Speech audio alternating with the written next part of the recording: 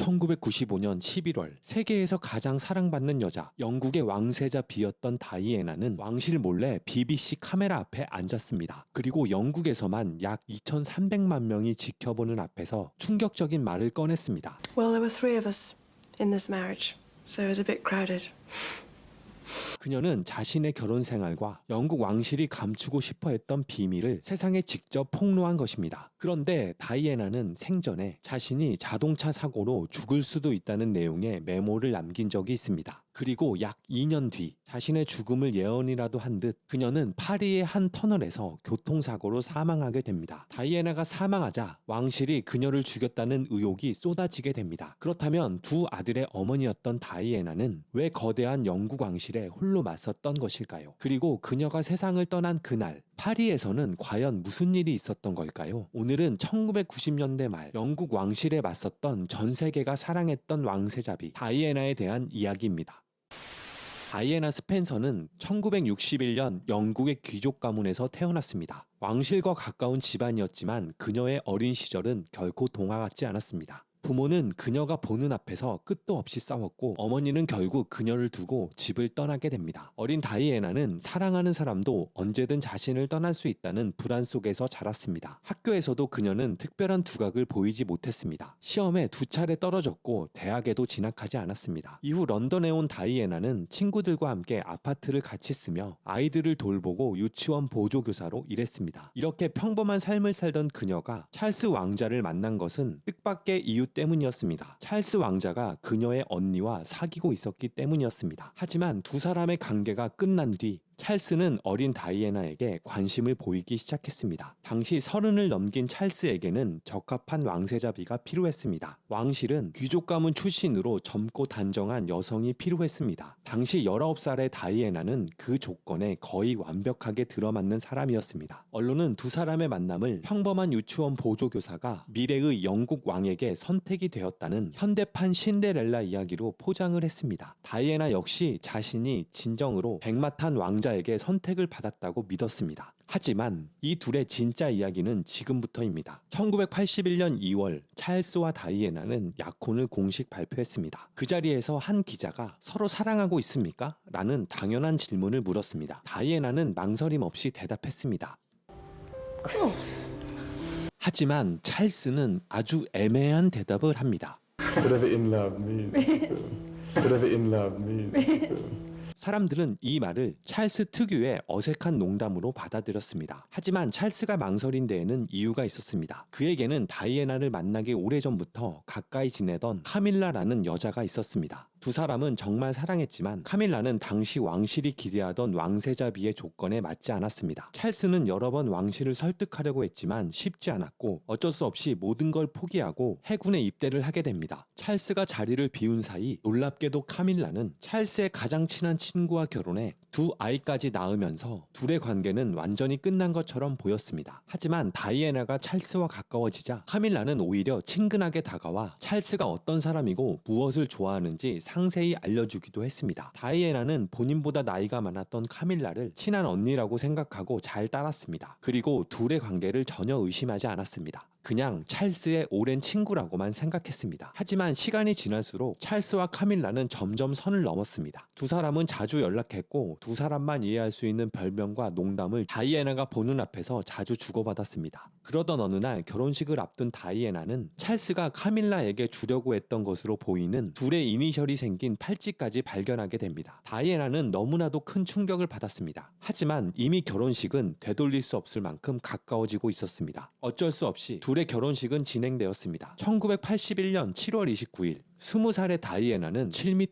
6cm나 되는 긴 드레스를 입고 세인트폴 대성당으로 들어갔습니다. 이 결혼식을 전 세계 약 7억 명이 지켜봤습니다. 그리고 이 수많은 하객들 사이에 남들과는 전혀 다른 시선으로 지켜보는 사람이 있었는데 바로 카밀라였습니다. 다이애나 역시 결혼식에서 이 결혼식에는 본인과 찰스뿐만 아니라 한 명이 더 있다는 사실을 이미 알고 있었습니다. 그리고 다이애나 역시 결혼식 내내 그녀를 의식할 수밖에 없었습니다. 결혼식이 끝난 뒤 다이애나는 거대한 궁전 안에서 생활했습니다. 그러나 왕실 안에는 그녀의 이야기를 들어줄 사람이 거의 없었습니다. 다이애나는 남편에게 위로를 받고 싶어 했지만 그녀가 불안해할수록 찰스는 더 멀어졌습니다. 1982년 첫째 아들 윌리엄, 1984년에는 둘째 아들 해리가 태어났습니다. 왕실이 기다리던 후계자가 태어났고 다이애나는 왕세자비로서 중요한 임무를 다했습니다. 하지만 다이애나는 아이들을 왕실의 후계자로만 키우지 않았습니다. 직접 아이들을 안고 학교 행사에 함께하며 평범한 세상을 보여주려고 했습니다. 이런 행동은 기존 왕실의 전통과 많이 달랐습니다. 하지만 아이들이 태어난 뒤에도 찰스와의 관계는 회복되지 않았습니다. 오히려 다이애나는 해리가 태어난 뒤 두 사람의 정서적인 관계는 사실상 끝났다고 회상했습니다. 왜냐하면 찰스가 다시 카밀라와 가까워졌기 때문입니다. 공식 행사에서는 행복한 가족처럼 행동했지만 실제 부부관계는 이미 무너지고 있었습니다. 그리고 그 무렵 다이애나의 이야기를 들어주는 한 남자가 나타났습니다. When I was 24, 25, I fell deeply in love with somebody who worked in this environment. 그 남자는 다이애나의 경호원 베리 매너키였습니다. 그는 결혼해서 두 아이를 둔 경찰관이었지만 다이애나에게는 단순한 경호원 이상이었습니다. 자신의 이야기를 들어주고 고통을 이해해주는 몇 안 되는 사람이었습니다. 훗날 공개된 녹음에서 다이애나는 I mean, I was quite happy to give all this up just to get one from me, but everyone couldn't believe it. No one can. And he kept saying he thought it was a good idea too. 하지만 두 사람이 점점 가까워질 무렵 이상한 일이 일어났습니다. 매너키가 갑자기 다이애나의 경호 업무에서 제외된 것입니다. 그리고 약 7개월 뒤 그는 오토바이 뒷자리에 타고 가던 중 자동차와 충돌해 사망했습니다. And it was all found out, and he was chucked out, and then he was killed. And that was the biggest blow of my life, I must say. 공식적인 결론은 사고사였지만 다이애나는 그가 고의로 제거됐다는 의심을 떨쳐버릴 수가 없었습니다. 그리고 왕실은 자신을 보호하는 곳이 아니라 자신이 사랑하는 사람까지 죽일 수 있는 잔인한 곳이라고 생각하기 시작한 것입니다. 하지만 왕실 안에서 문제아로 여겨졌던 다이애나는 궁전 밖에서는 전혀 다른 평가를 받고 있었습니다. 왕실 안에서 다이애나는 감정적이고 통제하기 어려운 사람이었습니다. 하지만 사람들은 바로 그 감정적인 모습 때문에 그녀를 사랑했습니다. 1987년 다이애나는 에이즈 환자를 치료하는 병원을 찾았습니다. 당시 에이즈는 문란한 성생활을 한 사람들만 걸리는 병이라는 사회적 낙인이 찍히는 병이었습니다. 치료법이 개발되지 않아 걸리면 바로 죽을 수 있는 공포의 병으로 사람들은 생각하고 있었고 에이즈 환자의 손만 잡는 것만으로도 감염될 수 있다. 라는 소문이 떠돌던 공포의 전염병이었습니다. 이런 에이즈 환자를 다이애나가 찾아간 것입니다. 이때 다이애나는 기존의 왕실이 보여주지 못한 충격적인 모습을 보여줍니다. 장갑을 끼지 않은 손으로 에이즈 환자의 손을 잡은 것입니다. 그리고 그렇게 찍힌 사진 한 장은 세상에 놀라운 충격을 주었고 수많은 의학적인 설명보다 훨씬 더 강력했습니다. 이렇게 다이애나는 기존 왕실과는 다르게 사람들과 눈높이를 맞추고 고통받는 사람에게 직접 다가갔습니다. 기존의 왕실은 그녀에게 감정을 절제하는 것이 왕실의 품위라고 가르쳤지만 다이애나는 사람들의 아픔에 공감하는 것이 진정한 품위라는 사실을 보여준 것입니다. 이런 모습 때문에 사람들은 그녀를 국민의 공주 라고 부르기 시작했습니다. 여기에 그녀의 뛰어난 외모와 의상 역시 전 세계적인 화제가 되었습니다. 공식 행사에서 입은 옷은 빠르게 팔려나갔고 다이애나는 이미 세상에서 가장 주목받는 사람 중에 한 명이 되었습니다. 다이애나의 인기는 빠르게 찰스를 넘어섰습니다. 해외 순방을 가면 사람들은 찰스보다 다이애나가 있는 쪽으로 몰려왔습니다. 이제 두 사람의 갈등은 단순한 부부싸움이 아니었습니다. 누가 왕실을 대표하는가를 둘러싼 보이지 않는 경쟁으로까지 번지고 있었던 것입니다. 다이애나의 인기가 커질수록 왕실이 그녀를 통제하기는 점점 어려워졌습니다. 그리고 다이애나 역시 더 이상 침묵하지 않기로 했습니다. 다이애나는 오랫동안 찰스와 카밀라의 관계를 의심하며 시어머니인 엘리자베스 2세에게 자신이 어떻게 해야 하는지 물었습니다. 다이애나의 회상에 따르면 여왕은 자신도 어떻게 해야 할지 모르겠다라며 찰스는 원래 가망이 없단다 라는 취지로 대답했다고 합니다. 원하는 답을 얻지 못한 다이애나는 결국 카밀라를 직접 찾아갔습니다. 1989년 한 파티에서 다이애나는 카밀라를 따로 불러 두 사람의 관계를 알고 있다고 말했습니다. 그러자 카밀라는 되물었습니다. All men in the world fall in love with you, and you've got two beautiful children. What more would you want? 다이애나는 대답했습니다. So I said, I want my husband. And I said to Camilla, I'm sorry I'm in the way. And it must be hell for both of you. but I do know what's going on. Don't trip me like an idiot.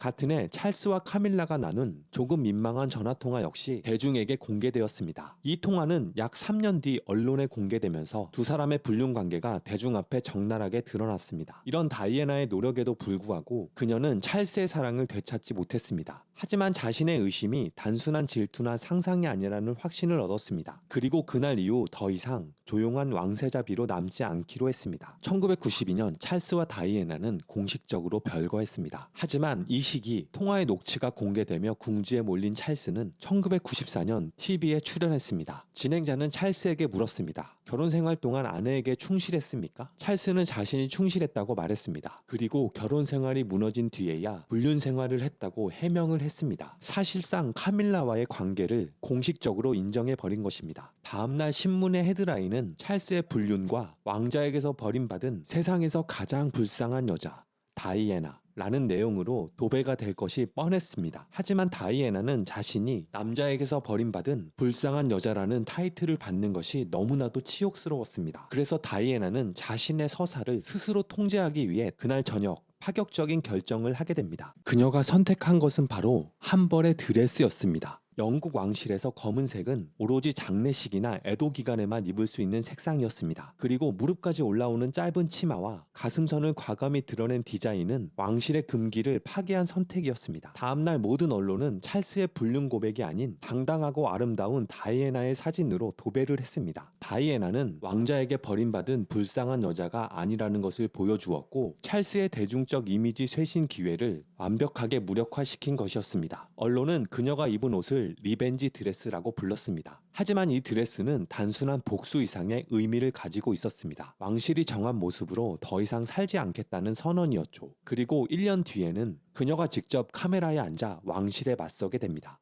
다이애나는 남편의 불륜과 자신이 겪었던 폭식증, 불행한 결혼 생활과 왕실 안에서 겪었던 고통까지 직접 털어놓았습니다. 방송이 나간 뒤 엘리자베스 2세는 찰스와 다이애나에게 이혼을 권고했고 1996년 8월 세기의 결혼은 15년 만에 공식적으로 끝이 났습니다. 이혼으로 다이애나는 왕실 밖에서 자신이 중요하다고 믿는 일에 더욱 집중했습니다. 1997년 1월 다이애나는 방탄조끼와 보호장비를 착용하고 앙골라의 지뢰밭을 직접 걸었습니다. 지뢰로 다리를 잃은 한 소녀를 무릎 위에 앉혀 위로하기도 했습니다. 다이애나가 지뢰밭을 걷는 모습은 전 세계에 방송됐습니다. 그 방송 이후에 큰 관심을 받지 못하던 지뢰 문제는 순식간에 국제적인 의제로 떠오르기까지 했습니다. 다이애나에게 왕세자비의 지위는 없었지만 그녀는 이미 세계에서 가장 영향력 있는 사람 중에 한 명이 되었습니다. 그러나 자유로워진 그녀를 향해 파파라치들은 이전보다 더 집요하게 달려들기 시작했습니다. 이혼 뒤에 다이애나는 이집트 출신 사업가의 아들 도디 알파예드를 만났습니다. 두 사람, 특히 다이애나의 일거수일투족은 세상 사람들의 엄청난 관심사가 되었고 이런 이유로 두 사람이 함께 있는 사진은 언론사에 현재 가격으로 40억 가까운 돈을 받고 팔 수도 있었습니다. 이런 이유 때문에 파파라치들은 자동차와 오토바이를 타고 따라붙으며 그들의 일거수일투족을 촬영했습니다. 1997년 8월 30일 밤 다이애나와 도디는 파리의 호텔에 머물고 있었습니다. 그날도 여전히 호텔 밖에는 파파라치들이 진을 치고 있었습니다. 자정이 가까워지자 두 사람은 도디의 아파트로 이동하기로 했습니다. 파파라치들을 따돌리기 위해 정문에서는 미끼 차량이 먼저 출발했습니다. 그 사이에 다이애나와 도디는 호텔 뒤편 출입구를 통해 빠져나왔습니다. 운전자는 호텔의 보안 책임자였고 다이애나의 경호원 역시 그 차의 조수석에 탔습니다. 차량이 출발하자마자 역시나 파파라치들의 오토바이가 뒤따라 붙기 시작했습니다. 다이애나가 탄 벤츠 차량은 빠른 속도로 파리 시내를 달리기 시작했습니다. 8월 31일 새벽 0시 23분경 벤츠는 파리의 알마 터널로 진입했습니다. 그러다 몇 초 뒤 엄청난 일이 일어났습니다. 다이애나가 타고 있던 벤츠가 터널 안의 기둥을 정면으로 들이받은 것입니다. 사진으로 보는 것처럼 믿기 힘들 정도로 엄청나게 차가 구겨져 있었습니다. 운전자와 다이애나의 남자친구 도니는 현장에서 바로 목숨을 잃었습니다. 하지만 다이애나는 살아 있었습니다. 파리의 구급대원들은 그녀를 싣고 병원으로 향했습니다. 병원에서 긴급 수술을 받았지만 다이애나는 몇 시간 뒤에 결국 사망하고 맙니다. 그때 그녀의 나이는 불과 36살이었습니다. 그렇다면 터널 안에서는 과연 어떤 일이 있었을까요? 영국 경찰은 공식적으로 다이애나가 타고 있던 차의 운전자는 술에 취한 상태였고 그녀의 차량은 파파라치를 피해 빠른 속도로 달리다 터널의 기둥과 충돌했고 이 사고로 다이애나가 사망한 것으로 결론을 내렸습니다. 하지만 다이애나가 사망한 뒤에 과거 그녀가 남긴 메모가 공개됩니다. 그녀가 남긴 메모에는 지금이 자신의 인생에서 가장 위험한 시기이며 누군가 고의로 자동차 사고를 일으켜 찰스가 재혼할 수 있도록 하려고 한다고 써 있었습니다. 이 메모는 사고가 나기 전 2년 전에 쓰여진 것으로 다이애나는 실제로 이 메모의 내용처럼 마치 자신의 죽음을 예견한 것처럼 자동차 사고로 세상을 떠난 것입니다. 메모와 실제 죽음의 방식이 너무 닮아 있었기 때문에 사람들은 그녀가 자신의 죽음을 예견한 것이라고 의심하기 시작했습니다. 그리고 사고가 난 벤츠 차량에서 다른 자동차와 접촉한 흔적이 발견됐다는 사실도 이런 의심을 더 키웠습니다. 이 흰색 페인트 자국은 피아트 우노 차량이라고 사람들은 추정했고 다이애나가 타고 있던 벤츠 차량을 고의로 들이받은 것이 아니냐 라는 주장까지 나왔지만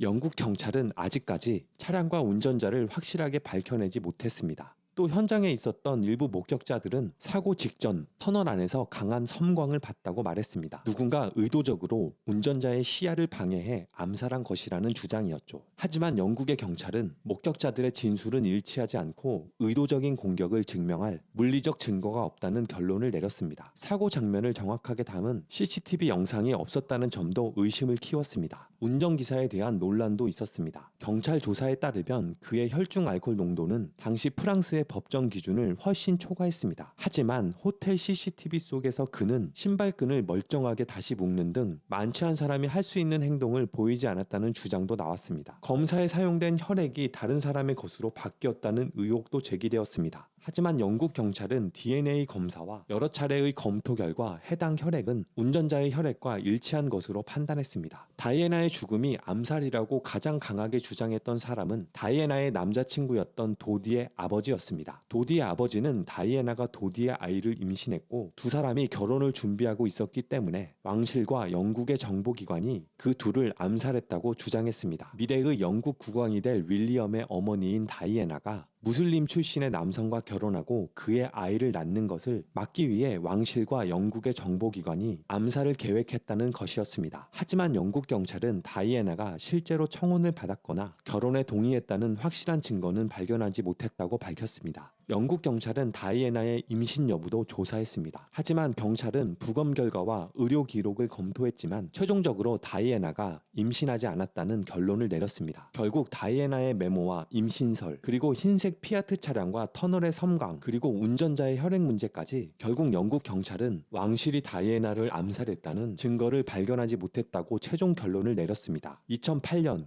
영국의 배심원단 역시 운전기사와 뒤따르던 파파라치 차량들의 중대한 과실로 다이애나가 사망했다고 판단했습니다. 공식 조사기관과 배심원단이 내린 최종 결론은 왕실이 계획한 암살이 아니었습니다. 하지만 다이애나가 실제로 자신의 죽음을 두려워하는 메모를 남겼다는 사실과 여러 가지 풀리지 않는 정황들 때문에 지금도 영국 왕실이 다이애나를 암살했다 라고 믿는 사람들이 여전히 많다고 합니다. 다이애나가 사망한 뒤에 영국 전역은 거대한 슬픔에 빠졌습니다. 그녀가 머물렀던 궁 앞에는 셀 수 없는 많은 꽃이 쌓였습니다. 하지만 왕실은 즉시 공개적인 반응을 보이지 않았습니다. 왕실은 어머니를 잃은 윌리엄과 해리를 보호하려고 했지만 국민들의 눈에는 왕실이 지나치게 냉정하고 무관심하게 보였습니다. 왕실 입장에서 다이애나는 이미 이혼한 전직 왕세자비였습니다. 하지만 국민에게 다이애나는 여전히 자신들이 사랑하던 국민의 공주였습니다. 사람들의 분노가 점점 커지자 왕실은 결국 움직였습니다. 엘리자베스 2세는 런던으로 돌아와 생방송으로 다이애나를 추모했습니다. 다이애나가 살아있을 때 왕실은 그녀가 감정을 솔직하게 드러내고 국민들에게 직접 다가가는 모습을 통제하기 어려워했습니다. 하지만 그녀가 죽은 뒤 국민은 왕실에 바로 그 감정을 요구한 것입니다. 왕실은 침묵과 절제만이 품위를 지키는 방식이 아니라는 사실을 받아들여야만 했습니다. 국민의 아픔을 공감하고 그 감정을 함께 나누며 진심으로 다가가는 것. 그것이 다이애나가 보여준 새로운 품이었고 왕실에 남긴 가장 큰 변화 중에 하나였습니다. 다이애나가 떠난 뒤 찰스와 카밀라는 엄청난 반대 여론에도 불구하고 2005년 결혼했습니다. 그리고 2022년 엘리자베스 2세가 세상을 떠나자 찰스는 영국의 왕이 되었고 카밀라는 왕비가 되었습니다. 한때 다이애나가 자신의 결혼에 들어온 세 번째 사람이라고 말했던 여성이 결국 찰스의 곁에서 왕비가 된 것입니다. 겉으로 보면 찰스와 카밀라는 자신들이 원하던 결말을 얻은 것처럼 보입니다. 하지만 다이애나의 존재는 사라지지 않았습니다. 찰스와 카밀라의 결혼식에서도, 찰스의 즉위식에서도, 그리고 왕실의 새로운 갈등이 생길 때마다 사람들은 오래전 세상을 떠난 다이애나를 떠올렸습니다. 다이애나는 찰스와 카밀라의 관계를 막지 못했고 끝내 왕비의 자리에도 오르지 못했습니다. 그러나 그녀의 삶과 죽음은 왕실이 국민의 감정에 공감하고 대중과 소통하는 방식을 바꾸도록 만들었습니다. 왕실에 맞섰던 다이애나는 떠났지만 그녀가 남긴 변화는 지금도 대중의 기억 속에서 영국 왕실을 움직이고 있습니다.